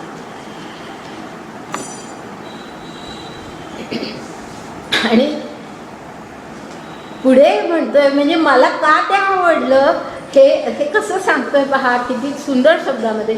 एरवी म्हणजे ज्ञानदेवांचे शब्द आहेत, एरवी तरी अवधारा जो दाविला तुम्ही अनुसारा, तो पवण्याहुनी पाय उतारा सोहपा जैसा. म्हणजे तुम्ही जे काही सांगितलं ना देवा ते अनुसरायला, त्याच्याप्रमाणे वर्तन करायला किंवा तो मार्ग अनुसरायला सोपा आहे. कसा सोपा आहे तर पोहण्या वाचूनी पाय उतारा सोपा जैसा, म्हणजे पोहणं कठीण आहे, पोहायला आलं पाहिजे ना, पोहणं म्हणजे पोहायला आलं पाहिजे ना, पोहण्याची काहीतरी कौशल्य आहे ते तुम्हाला आलं पाहिजे, तरंगता तरी आलं पाहिजे, ते काही सगळ्यांना येत नाही. तर पोहण्या वाचूनी सोपा जैसा पाय उतारा, म्हणजे जर समजा थोडंसंच पाणी असेल, आपल्याला काही पोहून जाणं शक्यच नाही आहे, पोहता येतच नाही, तर आपण चालत जावं त्या पाण्यातनं. पाय उतारा सोपा, हां पोहणं कठीण आहे, पोहणं येणार नाही, मग पाय उतारा सोपा. तर तो म्हणतोय की तुम्ही सांगितलेला हा योग मार्ग मला का आवडला, तर जसा पोहण्यापेक्षा पाय उतारा सोपा असतो तसा मला तो सोपा वाटतोय. आलं लक्षात? हा जो योग मार्ग तुम्ही सांगितला तो मला सोपा वाटतोय. अजून सुरुवातीलाच आहे, अजून 6वा अध्याय पाहायला, आणि ज्ञानदेवांनीच पुढे म्हटलं की योग मार्ग किती कठीण आहे. हो, ज्ञानदेव स्वतःच सांगतात पुढे येईल ते की योगमार्ग किती कठीण आहे, की त्या मार्गाने कोणी जाऊ नये असं ज्ञानदेवानी स्वतःच म्हटलेलं आहे. पण आता अर्जुनाला तो सोपा वाटतोय, कारण फक्त एवढंच सांगितलंय ना की इथे एकाग्र कर, मग हे असं होईल, कुंभक कर. आपल्याला ते तेवढं आपलं जमेल आपलं, असं इथपर्यंतच अर्जुन आहे. तर म्हणून तो म्हणतो की हे जरा सोपं वाटतंय. तर आणि ते सोपं कशाहून, तैसा सांख्याहुनी प्रांजळा. सांख्याहुनी, सांख्य म्हणजे ज्ञान. जो ज्ञानमार्ग तुम्ही सांगितला तो भयंकर कठीण आहे, त्याच्यापेक्षा हा सोपा आहे. प्रांजळा जास्ती सहज आहे, सुलभ आहे. सांख्याहुनी प्रांजळा म्हणजे ज्ञानमार्गाहून हा मला सोपा वाटतो. कारण हे सगळं आत्मज्ञान करून घ्यायचं वगैरे हे सगळं किती कठीण आहे. हे काही सहज साधणाऱ्या गोष्टी नाही. त्याच्यापेक्षा हे एकाग्र करणं वगैरे हे सगळं मला जास्ती सोपं वाटतंय. तर पण पुढे काय म्हटलंय त्यांनी, तरी आम्हा सारिखी या आभोळा एक आहाती काही परिकाळा तो सहा ये बर. म्हणजे काय म्हणतोय तो, की सांख्याहून तो प्रांजळ आहे खरा, म्हणजे सोपा आहे, पण तरी आमच्यासारख्या, आम्हा सारिखिया म्हणजे आमच्यासारख्या, अभोळा म्हणजे दुबळ्या प्रापंचिकांना. अभोळा ह्याच्यामध्ये एवढा अर्थ आहे, आमच्यासारख्या दुबळ्या प्रापंचिकांना. कारण आम्ही प्रपंचामध्ये गुंतलेलो आहोत. स्पष्ट कल्पना आहे अर्जुनाला की आपली वृत्ती कशी आहे ह्याची पूर्ण कल्पना आहे. तर आमच्यासारख्या प्रपंचामध्ये गुंतलेल्या दुबळ्या लोकांना एथ आहाती काही परिकाळा, ह्याचा अर्थ हा मार्ग चालायला जरी सोपा असला तरी बराच काळ लागेल. आमच्यासारख्या प्रापंचिकांना, दुबळ्या प्रापंचिकांना या मार्गाने जाणं हे ह्याला किंवा ह्या मार्गाने साध्याला पोचणं ह्याला बराच काळ लागेल. काळ शब्द आहे बघा, काही परिकाळा म्हणजे जरा जास्त काळ लागेल. कारण आम्ही प्रापंचिक आहोत, आम्हाला ही सगळी वृत्ती आमच्यामध्ये नाही आहे, तर आम्हाला जास्त काळ लागेल. तो साहो म्हणजे तो चालेल. अर्जुन काय म्हणतोय, जास्त काळ लागेल आम्हाला पण तरी सुद्धा चालेल, कारण हा मार्ग सोपा दिसतो. तर तो साहो ये बरं म्हणजे तो जरी जास्ती काळ लागणार असला तरी सुद्धा आम्हाला चालेल. म्हणून एक वेळ देवा तोची पडताळा घेयावा, विस्तरेल तरी सांगावा साध्यंतुची. म्हणजे म्हणून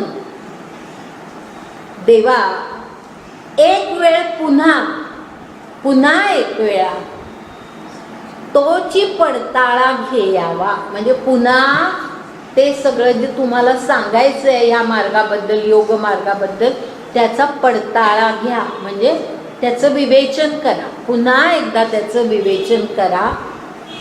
आणि कसं, विस्तरेल तरी सांगा, म्हणजे विस्ताराने म्हणजे नुसतं 2 श्लोक नको आहे का. म्हणून पुढचा अध्याय 6वा अध्याय त्याच्यासाठी आला की केवळ 2 श्लोक नको आहे, विस्ताराने सांगा. साध्यंतची म्हणजे साध्यंत म्हणजे काय सांगा,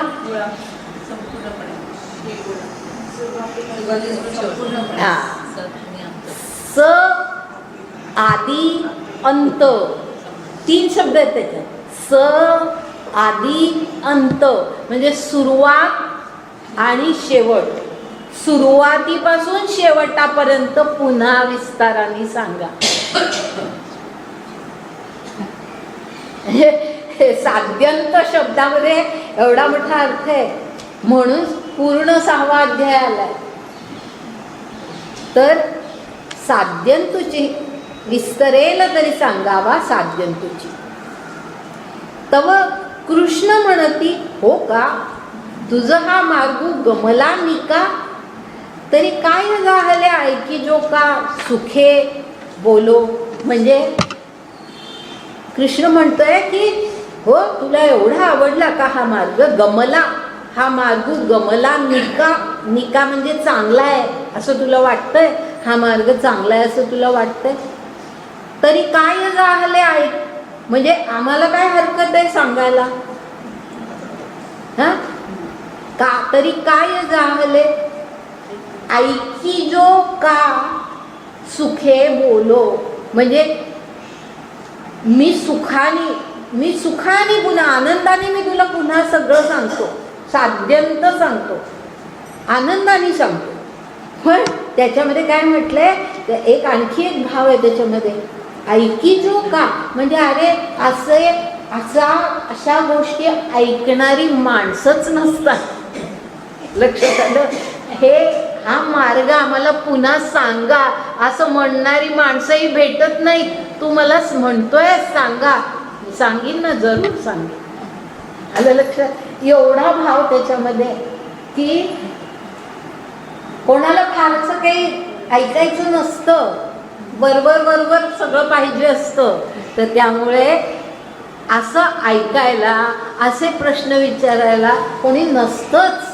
तर तू कसा आहेस, तर माझं काय जातंय सांगायला, मी निश्चितच आनंदाने तुला सांगीन, सुखाने सांगेन. आणि पुढे जो एक आहे ना ओवी, ज्ञानदेवांची आहे ही ओवी, असं काही गीतेमध्ये नाही आहे, पण फार सुंदर ओवी आहे. अर्जुनाचं स्वरूप आणि अर्जुनाला गीता सगळी का सांगितली भगवंतानी, त्याचं स्वरूप आपल्याला इथे कळतं. अर्जुना तू परिससी, परिसोनी अनुष्ठिसी.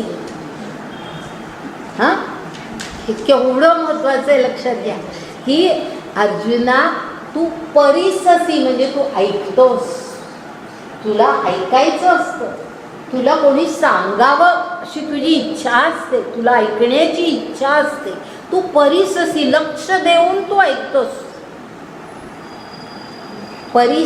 परिससी यामध्ये तो अर्थ आहे की अगदी लक्ष देऊन तू ऐकतोस.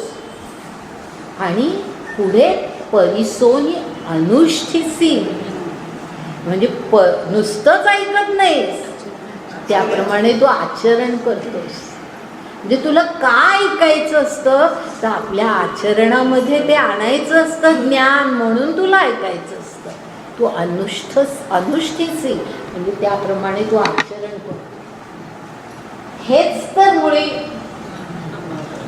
सर्वात महत्वाचं आहे. ह्या वर्गामध्ये सुद्धा त्याच्यासाठी आपण जमायचं आहे की नुसतं ऐकण्यासाठी नाही, लक्ष तर द्यायलाच पाहिजे, लक्षपूर्वक ऐकायला पाहिजे. आणि लक्षपूर्वक ऐकलेलं त्याचं अनुष्ठान, ते आपल्या आचरणात आणण्यासाठी हे काहीतरी आहे हे लक्षात घेऊन ते ऐकायचं आणि त्याप्रमाणे आचरण करायचं. म्हणजे अर्जुनाची वृत्ती तर दाखवलीच आहे, पण त्याचबरोबर आपल्यालाही एक इशारा दिलेला आहे की कुठलंही ज्ञान कसं घ्यावं, तर नुसतंच ऐकायचं नाही, ऐकून त्या आचरणात आणायचं.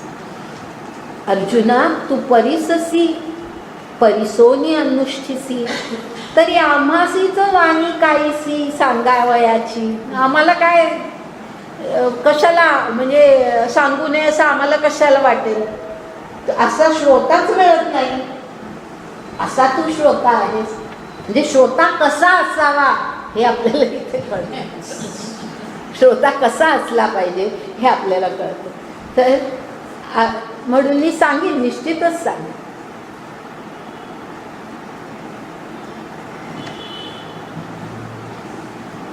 त्याच्या पुढे आता मधल्या काही ओव्या काढते, कारण तसाच उल्लेख पुन्हा पुन्हा आहे. 176 ओवी घेते. आता शेवट आलोय आपण.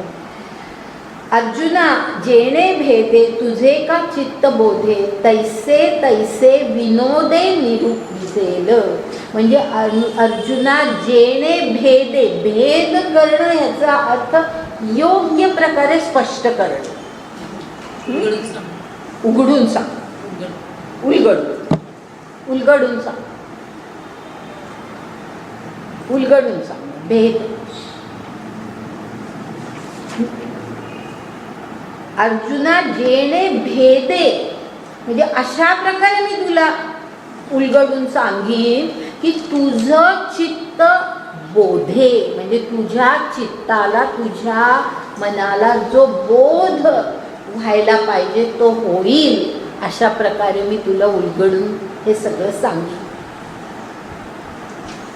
तैसे तैसे म्हणजे नुसतं एकदाही नाही म्हटलं, तैसे तैसे म्हणजे तुला समजतंय की नाही हे पाहत पाहत मी पुढे जाईल. आणि विनोदे निरूपित जाईल. विनोदे ह्याचा अर्थ अगदी सुलभ करून, सहजपणे अगदी सुलभ करून मी तुला हा सगळा मार्ग सांगेन. अगदी सुलभ करून मी तुला हा मार्ग सांगेन.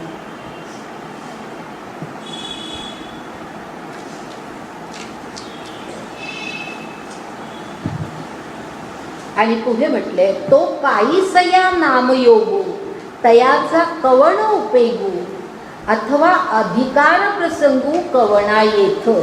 म्हणजे ह्या आता जो योग मी तुला सांगणार आहे त्या योगाचं नाव काय? काहीसया नाम योगू म्हणजे त्या योगाला काय म्हणतात?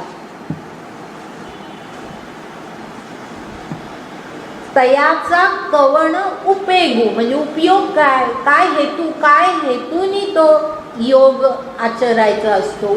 उपयोग ह्याचा अर्थ तो आहे की काय साध्य होतं.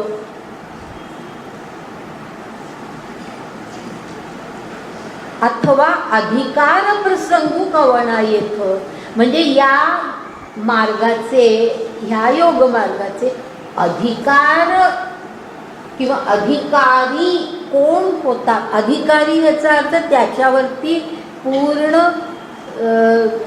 म्हणजे स्वामित्व, म्हणजे तो योग ज्यांना पूर्ण अवगत झाला आहे असे कोण असतात. तो योग जो आता मी सांगणार आहे तर त्याचा अधिकार कोणाला आहे याचा अर्थ की तो कोणाला अवगत होऊ शकतो ते मी तुला स्पष्ट करून सांगते. ऐसे जे जे काही उक्त असे ये ठाई ते आभवेची पाही सांगेना. आता सोपं आहे ना, कळलं असेल. जे जे काही उक्त म्हणजे जे काही मी बोललं पाहिजे या ठिकाणी तुला समजावून सांगण्यासाठी जे जे काही बोललं पाहिजे ते सगळं मी सांगेन. तू चित्त देऊनी अवधारी ऐसे म्हणून श्रीहरी बोलिजेल ते पुढारी कथा आहे. म्हणजे तू ते चित्त देऊन ऐक असं श्रीहरी म्हणाले अर्जुनाला. आणि त्याच्या पुढची कथा पुढारी कथा म्हणजे त्याच्या पुढची कथा जी आहे ती ज्ञानेश्वर असं म्हणतात की आता मी पुढे सांगते म्हणजे पुढच्या अध्यायामध्ये. संपवलं नाही मी.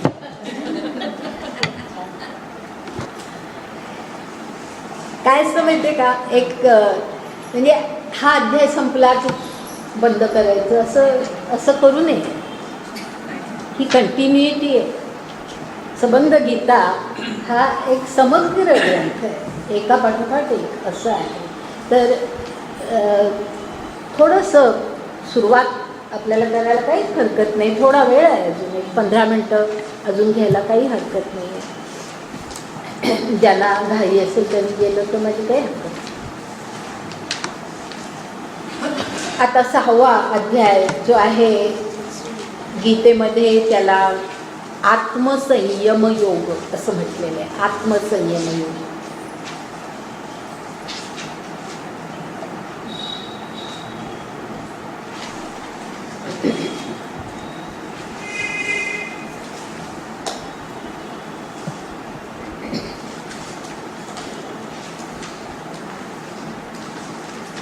मी सर्वसाधारणपणे माझ्या नेहमीच्या ह्याच्यामध्ये गीतेतल्या श्लोकांनंतरच्या ओव्यांपासून सुरुवात करते, पण या ठिकाणी ज्ञानेश्वरीमध्ये काही ज्या ओव्या पहिल्या श्लोकाच्या आधी आलेल्या आहेत त्यांचं त्यातल्या काही महत्त्वाच्या ओव्यांचा उल्लेख करतात, कारण त्या ओव्या आपल्याला माहिती असल्या पाहिजेत. ज्ञानेश्वरीतल्या फार सुंदर ओव्या त्या समजल्या जातात आणि कधीतरी कुठेतरी हा उल्लेख तुम्ही वाचाल आणि तुम्हाला असं वाटेल अरे आपण तसं कधी हे ऐकलं नाही, असं वाटू नये म्हणून त्यातला अगदी महत्त्वाचा जो भाग आहे ना तो मी फक्त घेणार आहे. महत्त्वाचा म्हणण्यापेक्षा फार सुंदर भाग आहे तो घेणार. आता इथे सुरुवात काय आहे की संजय म्हणजे ज्ञानेश्वरीमध्ये अशी सुरुवात केली आहे की संजय म्हणतोय ह्याला धृतराष्ट्राला, मग राया ते म्हणे संजयो तोची अभिप्राव अविधारिजो कृष्ण सांगती जो योगरूप. म्हणजे धृतराष्ट्रा राजा, मी तुला आता जे कृष्णाने जो योग अर्जुनाला सांगितला, जो योग मार्ग आता तो त्याला सांगणार आहे, तो आता मी ह्याच्या पुढे तुला सांगतो आहे, लक्षात घे. आणि ज्ञानेश्वरांनी फार सुंदर त्याच्या पुढे शब्द वापरले की ते काय म्हणतात, म्हणजे संजयाच्या तोंडी घातले त्यांनी हे शब्द, पण ते ज्ञानेश्वरांचे त्याच्यामध्ये मन कसं दिसतं पहा. सहजे ब्रह्मरसाचे पारणे केले अर्जुना लागी नारायणे, की तेची अवसरी पाहुणे पातलो आम्ही. लक्षात आलं की म्हणजे नारायणाने श्रीकृष्णाने अर्जुनाला ब्रह्मरसाचं पारण म्हणजे ब्रह्मरसाची मेजवानी आता द्यायची ठरवली. म्हणजे हा योगाचं स्वरूप काय आहे तर ब्रह्मरसाची मेजवानी असं ज्ञानदेव या ठिकाणी म्हणतात.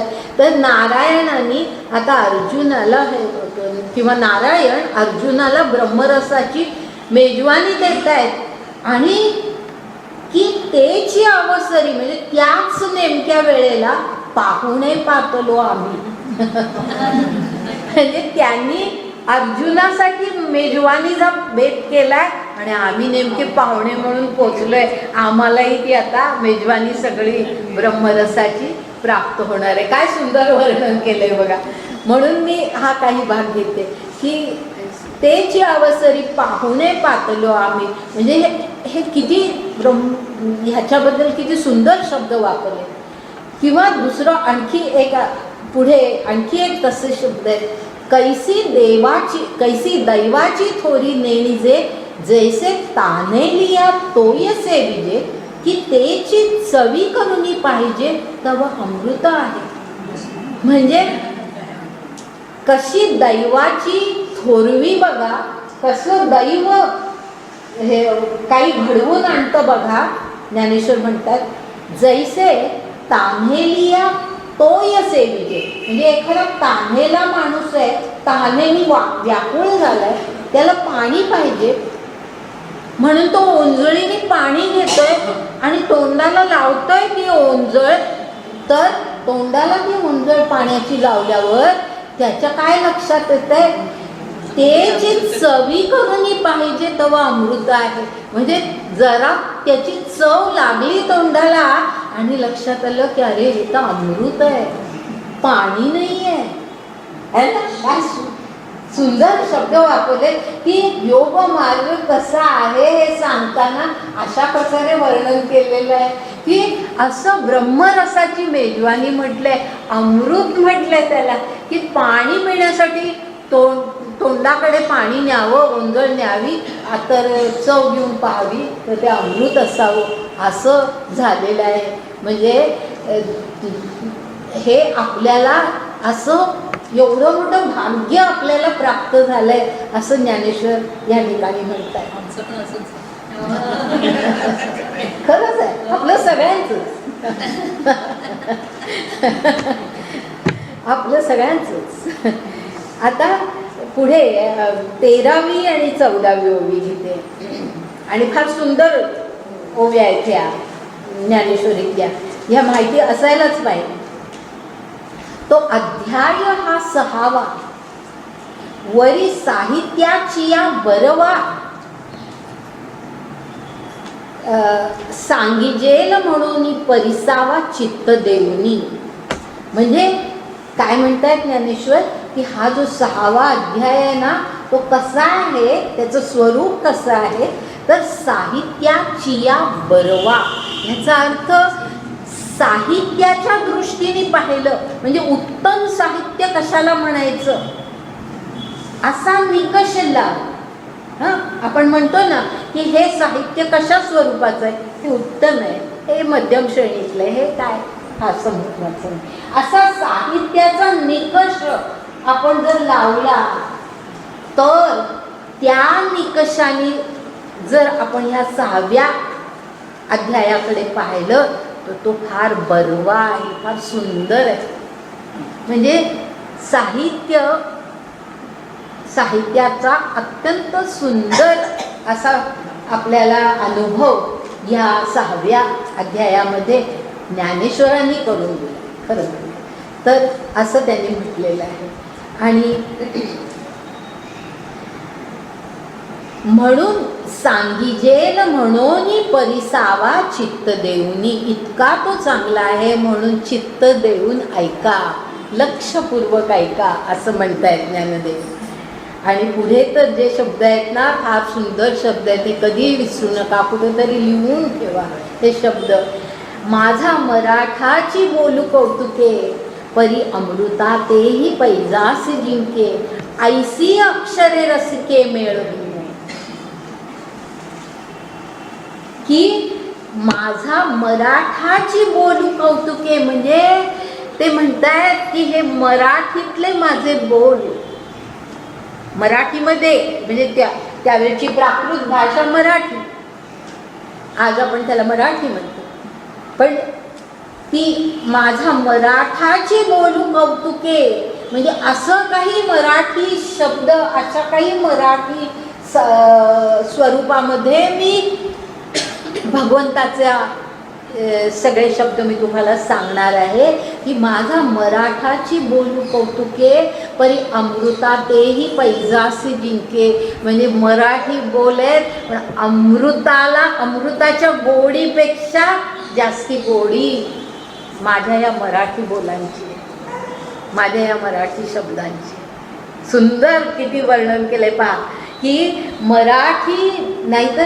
आणि ह्याला सुंदर म्हणण्यामध्ये आणखी पण एक भाग आपण लक्षात घ्यायचा आहे की तो काळ ज्ञानेश्वरांचा आपण लक्षात घेतला पाहिजे की ज्या काळामध्ये संस्कृतमध्ये असलेले कुठलेही ग्रंथ किंवा संस्कृतमध्ये केलेली कुठलीही प्रवचनं ही फार श्रेष्ठ समजली जायची, आणि मराठीमध्ये जर कोणी बोललं तर ते फार कनिष्ठ मानलं जायचं. हा ज्ञानेश्वरांचा 13व्या शतकातला काळ आहे.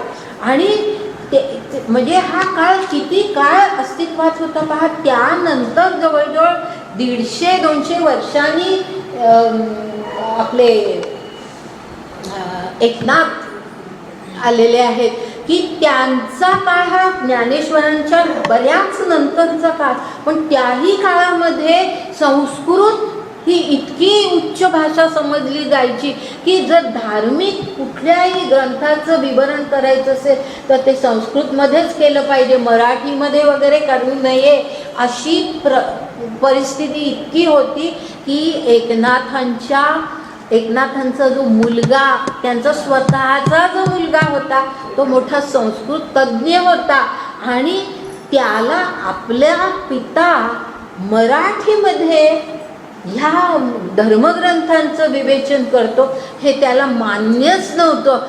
आणि म्हणून घर सोडून त्यांचा मुलगा निघून गेला. म्हणजे किती पहा, संस्कृत हे किती श्रेष्ठ मानलं जायचं आणि मराठीला किती कनिष्ठ समजलं जायचं. ज्ञानेश्वरांच्याही नंतरच्या इतक्या काळामध्ये ही परिस्थिती होती की तो घर सोडून गेला, तो काशीला गेला, तिथे इतर धर्मपंडितांच्या बरोबर तो राहायला लागला, आपल्या वडिलांचा हे सोडून दिला सहवास त्यांनी. तर इतकं संस्कृतचं श्रेष्ठत्व असलेल्या काळामध्ये ज्ञानदेव आपल्याला हे सांगतायत किंवा तिथे जमलेल्या श्रोत्यांना हे सांगतायत की मी माझा मराठाची बोल कौतुके, मी मराठीतले माझे शब्द अमृतातेही पैजेस जिंके, म्हणजे अमृतापेक्षा गोड आहेत, हे लक्षात घ्या. म्हणजे मराठी आहेत म्हणून त्यांना कनिष्ठ मानू नका, त्या अमृतापेक्षा गोड आहेत. ऐसी अक्षरे रसिके मेळविन, म्हणजे तुम्ही जे रसिक श्रोते माझ्यासमोर बसलात त्यांना मी असे शब्द, अक्षरे म्हणजे मी असे बोल, मराठी भाषेतले असे बोल मी सुरली. म्हणजे मराठीचं श्रेष्ठत्व आणि मराठीबद्दलचा अभिमान की त्याला कनिष्ठ मानायचं नाही. ही बोलीभाषा जी आहे, सर्व लोकांची, सामान्य लोकांची जी भाषा आहे त्याला आपण कनिष्ठ का मानायचं? कारण ज्ञानेश्वरांना सामान्य लोकांपर्यंत, अशिक्षित लोकांपर्यंत गीतोपदेश पोचावा ही त्यांची इच्छा होती, म्हणून ते ह्या भाषेमध्ये सगळं निरूपण करत होते. तर म्हणून असे काही मी मराठी बोल तुम्हाला ऐकवीन रसिकांना की ते अमृताला सुद्धा पैजेने जिंकतील, अमृताशी पैज लावून ते जिंकतील, म्हणजे हा अभिमान. आणि ह्यामध्ये हेही लक्षात घ्या, मी आता फार पुढे जात नाहीये, पुढे आपण ह्याच्या भाग जो पाहणार आहोत तेथे लक्षात येईल की ह्याचा चुकीचा अर्थ घेऊ नका की ज्ञानेश्वर फार स्वाभिमानी होते, असा ह्याचा चुकीचा अर्थ अजिबात घेऊ नका. जे योग्य आहे की मराठी ही सामान्य लोकांची बोली आहे म्हणून त्याला कनिष्ठ मानायचं, ही चुकीची कल्पना ही ते खोडून काढत होते, ही त्यांची बुद्धी होती. आणि स्वाभिमान जो होता तो स्वतःबद्दलचा नव्हता. हे कसं, हे आता पुढच्या भागामध्ये आपल्याला समजेल. आज आपण